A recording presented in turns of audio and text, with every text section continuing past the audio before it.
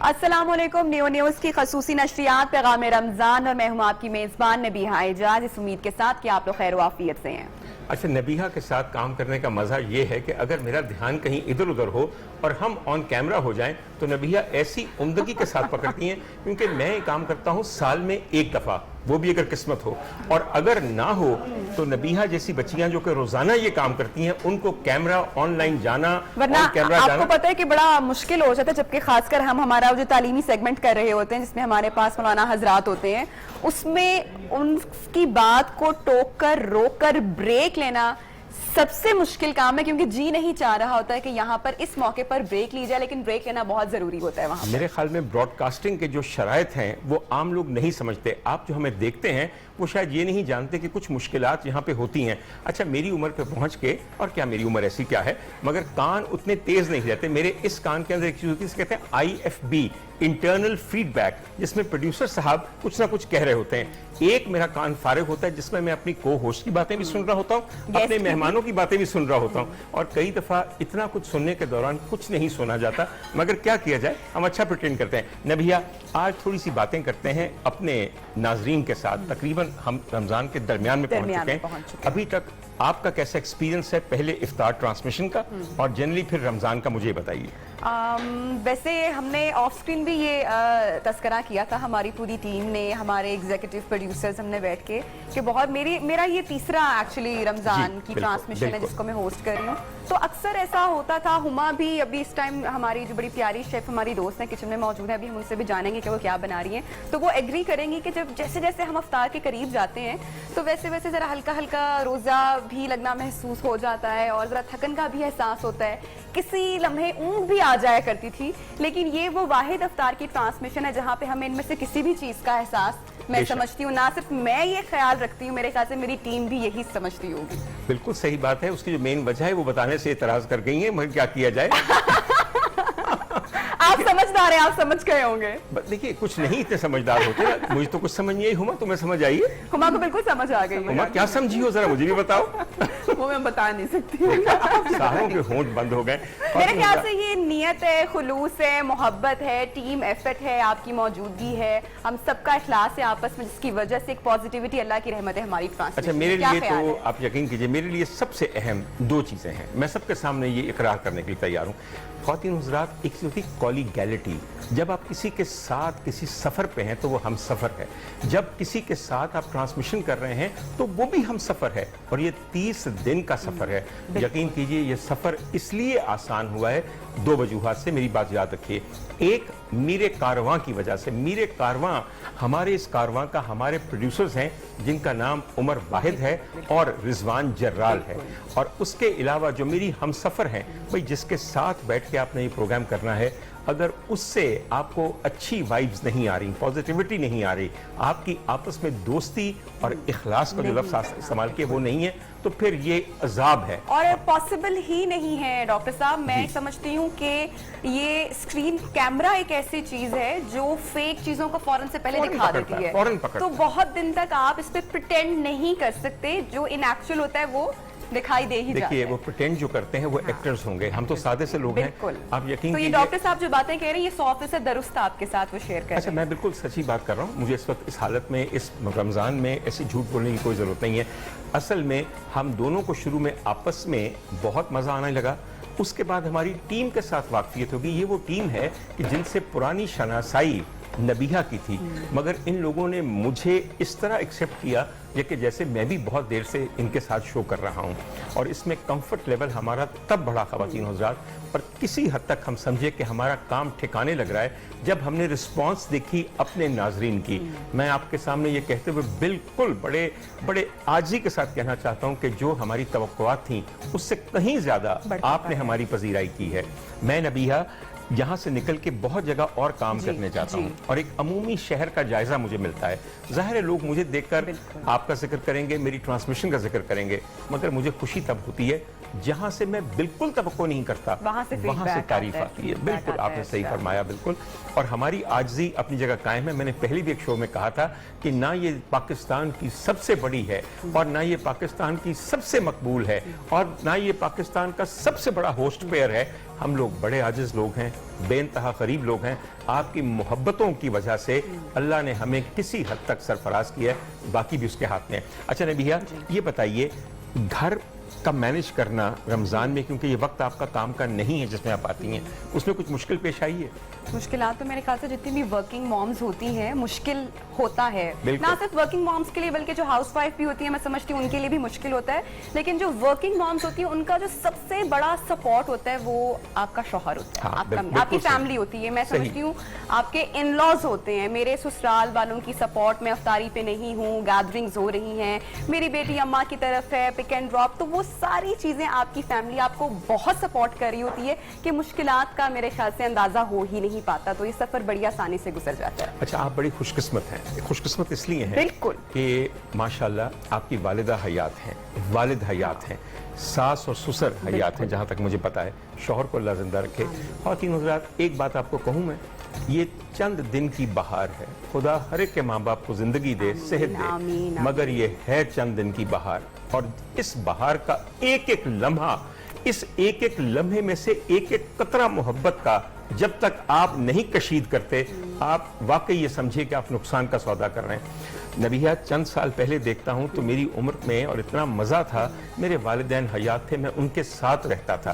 میری خالائیں تھیں, ممانیاں تھیں, ماموں تھے, تایا تھے, تائی تھیں. آپ یقین کیجئے ایسا لگتا تھا کہ یہ لوگ ہمیشہ, یہ بہار ہمیشہ قائم رہے گی.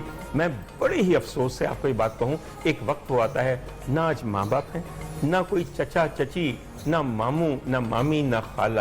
آپ یقین کریں نبیہ, اب میں اپنا گزارا پتہ کیسے کرتا ہوں؟ اپنے کسی دوست کو کہتا ہوں ارے بھائی آپ میرے انکل ہیں, اپنی کسی سہیلی کو کہتا ہوں ارے تم تو میری خالہ ہو. آپ کو اندازہ نہیں کہ اس طرح میں اپنے دل کو کیسے ڈھارس دیتا ہوں. جن لوگوں کے پاس یہ رشتے موجود ہیں, اسی دعا کے ساتھ پروگرام کو آگے بڑھاتے ہیں کہ اللہ تعالیٰ ان تمام رشتوں کو سلامت رکھے اور ان کی قدر کرنا آپ سیکھیں. ہم بھی بڑے قدردان ہیں ہمارے مہمانوں کے, اور ہمارے آج کے ایک بہت ہی خاص مہمان میں آپ کے ذرا قریب آنا چاہوں گی, کیونکہ ہمارے, میں سمجھتی ہوں کہ موسٹ سینئر بھی ہیں اختر قریشی صاحب, اور بہت اچھا کلام پیش کرتے. پہلی میری رمضان ٹرانسمیشن سے آپ کا ہمارا ساتھ رہا ہے, تو میں آپ سے جاننا چاہوں گی آج آپ ہمیں کیا کلام پڑھ کر سنائیں گے؟ جی میں آج پیکر دل ربا بن کے آیا, روح ارض و سما بن کے آیا. واہ, پیش کرتا ہوں. بہت بالکل بالکل بالکل. پیکر دل ربا بن کے آیا, روح ارض و سما بن کے آیا.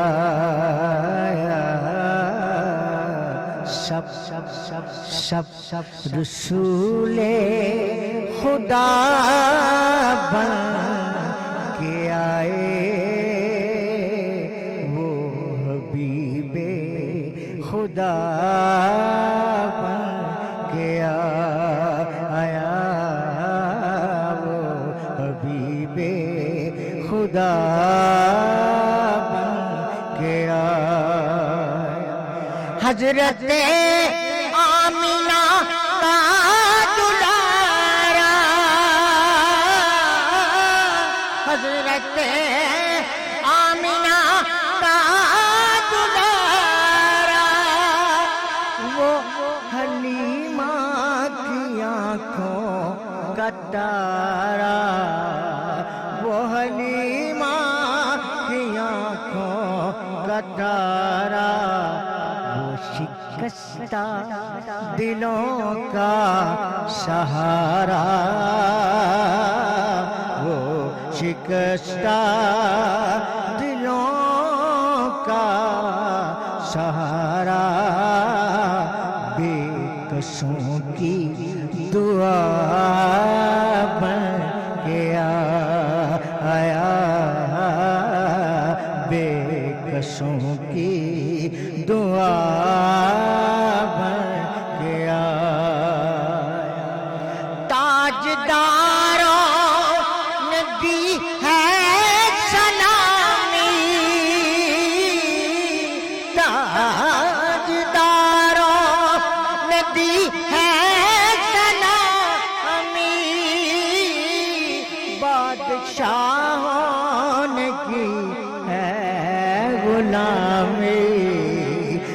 بادشاہوں نے کی ہے غلامی بے مثال اس کا اس میں گرامی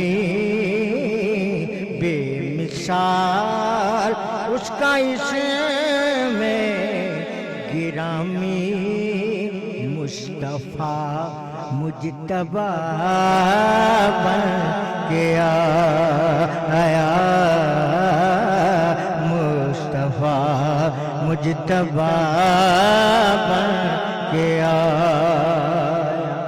اور دست قدرت نے ایسا سجایا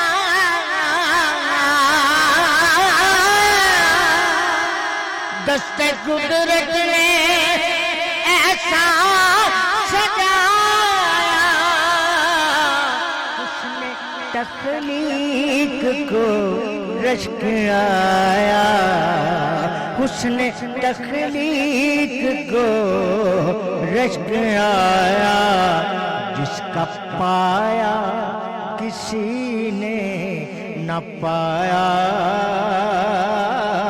جس کا پایا کسی نے نہ پایا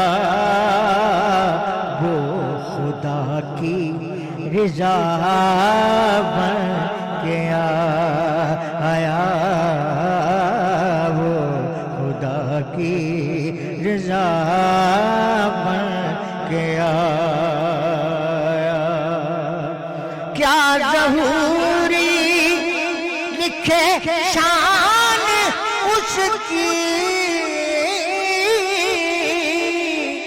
مدح کرتا ہے قرآن جس کی نعت پڑھتا ہے حسان جس کی نعت پڑھتا ہے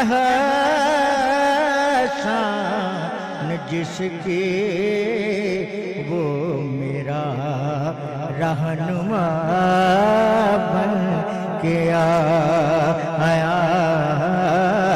سب رسول خدا بن کے آئے وہ حبیب خدا بن کے آیا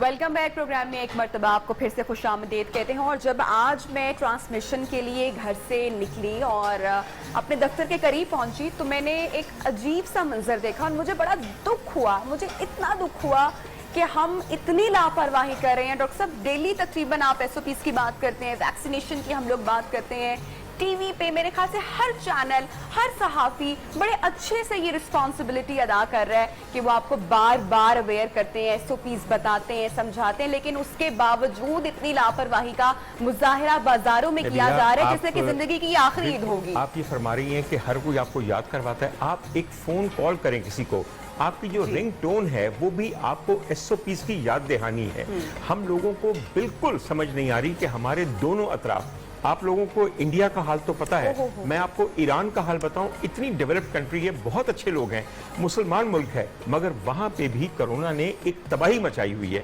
خواتین و حضرات یہ ممکن نہیں ہے کہ آپ اس خطے میں رہتے ہوں اور آپ سے کوئی اثرات نہ ہوں ابھی تک اللہ کا کرم ہے آپ پہ ہمارا اس میں کسی قسم کا کوئی کنٹریبیوشن نہیں ہے اور میں نبیہ یہاں پہ آپ کو بتانا چاہتا ہوں کہ دنیا میں ایسے بھی ملک ہیں جہاں زیرو کرونا ہے جہاں ایک ڈیتھ نہیں ہوتی جہاں ایک نیا آپ دیکھیں آسٹریلیا نے کس طریقے سے وہاں کے لوگوں نے جو ہے اور میں کہتا ہوں کہ سر کو مطلب ہم لوگ کو اٹھ کے سلام کرنا چاہیے دو ملکوں کو نیوزی لینڈ کو اور سنگاپور کو ایک کرونا کا کیس وہاں پہ نہیں ہے ابھی کل ہی میں دیکھا تھا نیوزی لینڈ کے اندر جو شہر ہے ویلنگٹن وہاں پہ ایک کانسرٹ ہوا جہاں ہزاروں لوگوں نے ایک ساتھ بالکل قریب کھڑے ہو کے انجوائے کیا ہے, ریجوائس کیا ہے دیئر وکٹری اوور کرونا, صرف اس لیے کہ جب احتیاط کا وقت تھا تب انہوں نے احتیاط کی.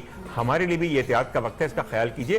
میرے خیال میں آپ کسی رپورٹر سے بھی ملوانے لگی. بالکل رپورٹر سے ہم بات کریں گے. راشد منظور اس وقت لاہور میں موجود ہیں, ان سے جانتے ہیں کہ لوگ آخر, ویسے تو آنکھوں دیکھا حال ابھی آپ کے ساتھ شیئر کیا, لیکن پھر بھی امید کرتی ہوں کہ راشد کوئی اچھی خبر سنائیں گے. اچھا, وہ اچھرے میں کھڑے ہیں, اچھرا ایک بہت ڈینس علاقہ ہے. جی راشد بتائیے گا کیا یہاں پر منظر ہے؟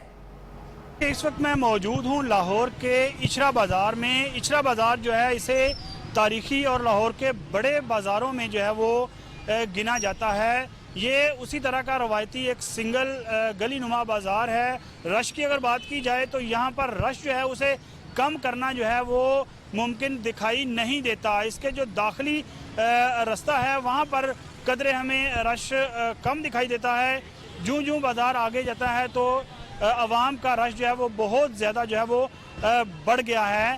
اگر ایس او پیز کی بات کریں تو یہاں پر ہمیں کوئی بھی ایسا وزٹر اور کوئی بھی ایسا خریدار اب تک نظر نہیں آیا کہ جنہوں نے ماسک نہ پہنا ہو. اور اس کی بڑی وجہ یہ بھی ہو سکتی ہے کہ یہاں پر پاک آرمی کے جوان جو ہیں وہ ڈپلائیڈ ہیں اور وہ لوگوں کو انٹر ہوتے ہوئے دیکھتے ہیں اور ان کو چیک کرتے ہیں. اگر کوئی ماسک کے بغیر انٹر ہونے کی کوشش کرتا ہے تو اسے ہدایات جاری کی جاتی ہیں کہ ماسک لگا کر بازار میں انٹر ہوں. رش جو ہے وہ کم نہیں ہو سکتا یہاں پر, لیکن جو گاڑیاں ہیں ان کا داخلہ یہاں پر بند کر دیا گیا ہے, جس کی وجہ سے جو بے ہنگم یہاں پر لوگوں کی آمد و رفت سی وہ کم ہوئی ہے, جس کی وجہ سے لوگ جو ہیں وہ آسانی سے آگے پیچھے جو ہے وہ موو کر سکتے ہیں. ایس او پیز کا حتی الامکان یہاں پر خیال رکھا جا رہا ہے. ہم نے وزٹ کیا ہے بازار کا, اکا دکا دکاندار ہمیں ایسے ضرور نظر آئے ہیں جنہوں نے ماسک جو ہے وہ یا تو اپنے ماؤتھ سے نیچے کیا یا ماسک انہوں نے نہیں لگایا ہوا, کیونکہ وہ انڈور ایکٹیویٹیز میں جو ہے وہ مصروف ہیں. لیکن جو وزٹر ہیں یہاں پر, جو خریدار ہیں یہاں پہ خریداری کے لیے آ رہے ہیں, ان کے لیے 100% انشور کیا گیا ہے کہ وہ ماسک لگا کر ہی بازار میں انٹر ہو سکتے ہیں. اگر کوئی ماسک نہیں لگاتا یا ایسا نظر آتا ہے کہ اس نے ماسک نہیں لگایا تو بے انتہا مہربانی. بہت شکریہ راشد, آپ کی باتوں نے میرا تو حوصلہ بڑا بڑھایا ہے.